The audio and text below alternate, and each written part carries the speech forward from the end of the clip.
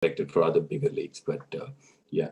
So the next up, we have a surprise small little quiz for you. We're going to test your cricketing knowledge. I'll tell you what. Don't worry, I it's must just say. about New Zealand cricket. Okay. Well, I must say I am a big fan of cricket, although I'm not the greatest cricketer. I haven't played for basically since I was in primary school. I was never that good. I think I took one wicket when I was I would have been 10, and I can remember taking a wicket. That was basically the only wicket, and I don't pretend to know more than I do, but I'll have a good crack at this quiz. Let's hope you crack all the questions. So, the first one: who was the first New Zealander to play 200 one-day internationals? Oh, Do you want options? are you going to get? You've got to give me 3 options here. I'll give you 4. Okay. Is that Martin Crowe, Stephen Fleming, Chris Gaines, or Chris Harris? Oh my word. I'm going to go Martin Crowe. No, it was Chris Harris.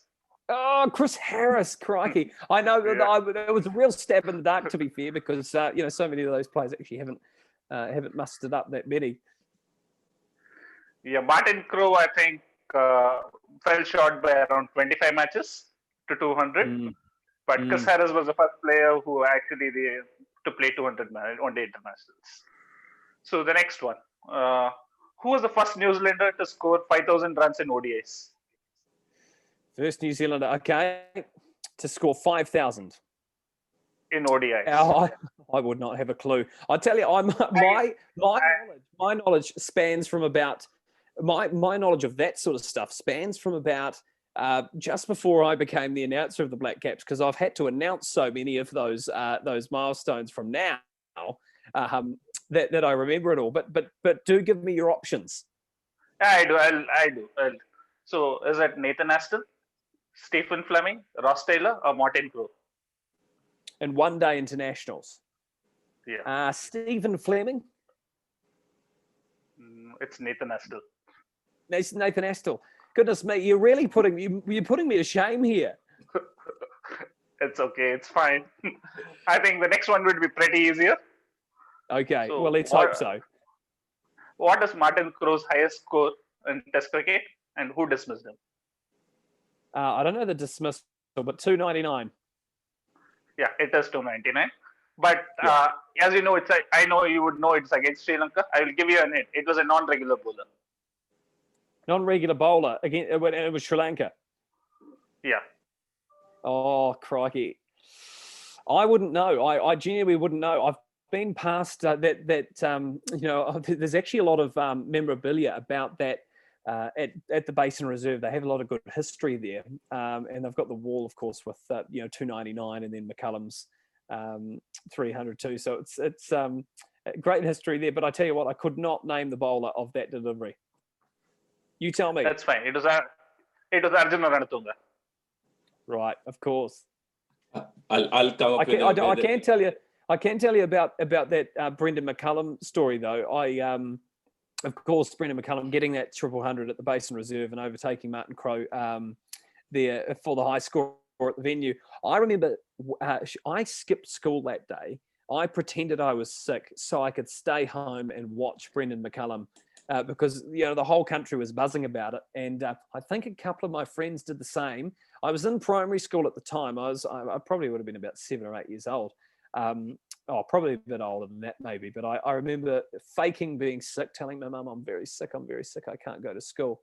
And then next thing, watching Brendan McCullum make his 300, it was a great time. I'll give you an easy one, Jake. You would definitely get this because it's very recent and you tweeted about it as well. So. Oh, okay. Well, if I don't get it, then I really have memory loss.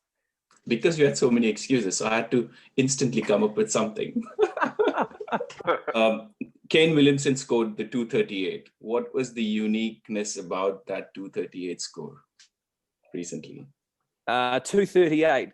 There's a lot that happened What specifically? Can you give me a hint as to what you're thinking about? It was something about that score, 238, something specific to that score, nothing to do with opposition or whatever. 238 specifically.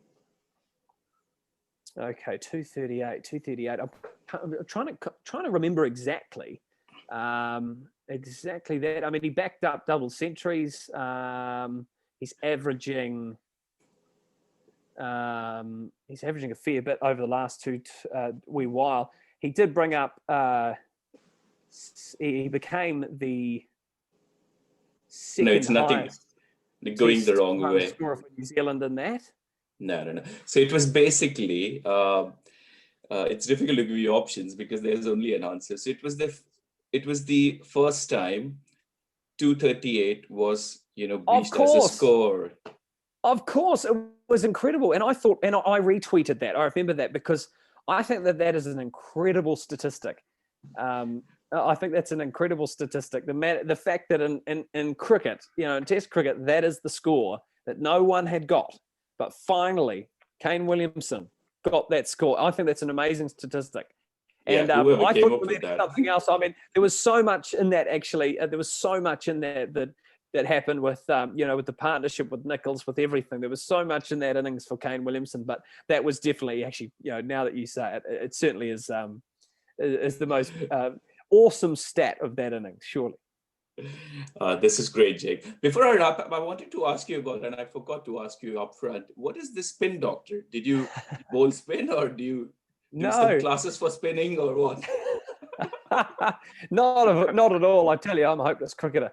No. Look, I actually work as I own a business and run a communications firm. So I suppose the spin of that, and often politicians have their own spin doctor, their communications person or whatever. So I'm that spin doctor, and basically my girlfriend is she's a medical student, so she's going to be a real doctor, but I've got to say I'm a spin doctor, so I'm just like her.